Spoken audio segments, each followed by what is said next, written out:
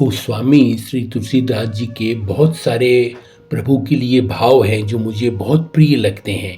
पर एक भाव जो मुझे बहुत प्रिय लगता है वो ये है, जब गोस्वामी जी प्रभु से कहते हैं, प्रभु श्री राम जी से, कि सागर रूपी विकारों में मैं फंसा हुआ हूँ।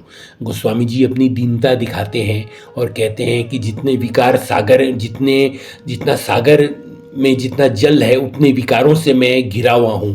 काम, क्रोध, मद, लोभ, मत, मत्सर, सब से मैं घिरा हुआ हूँ। तो सागर रूपी विकार से मैं घिरा हुआ हूँ। और प्रभु से वो निवेदन करते हैं कि प्रभु को क्या करना है। जैसे मछली पकड़ने वाला एक कांटा फेंकता है मछली के लिए, वैसे ही प्रभु को अपनी कृपा रूपी कांटा फेंकना है। उन्होंने कांटा को कृपा रूपी कांटा बोला है, कृपा रूपी रस्सी में कांटा बांध के प्रभु को फेंकना है। और जिम्मेवारी भी उन्होंने प्रभु को दे दी कि भाई मैं जो मछली के रूप में उस विकार रूपी सागर में हूँ, मेरे को वो उस कांटे में मैं ही उस कांटे को मुंह लगाऊं।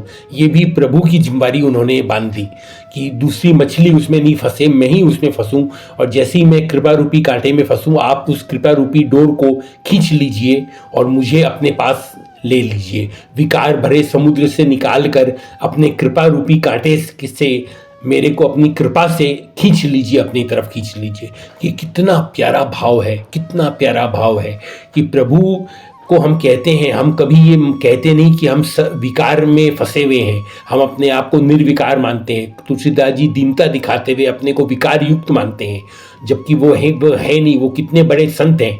और उसके बाद वो प्रभु को कहते हैं कि इससे निकालने का उपाय मेरे को कुछ नहीं दिखता, मैं अपने पुरुषार्थ से इससे नहीं निकल सकता।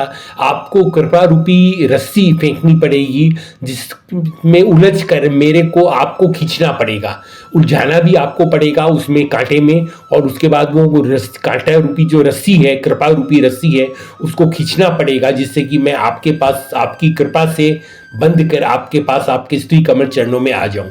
तो कितनी सुंदर बात उन कहते हैं तुलसीदास जी, इतनी मार्मिक बात है, हृदय स्पर्शी बात है। जय श्री हरि।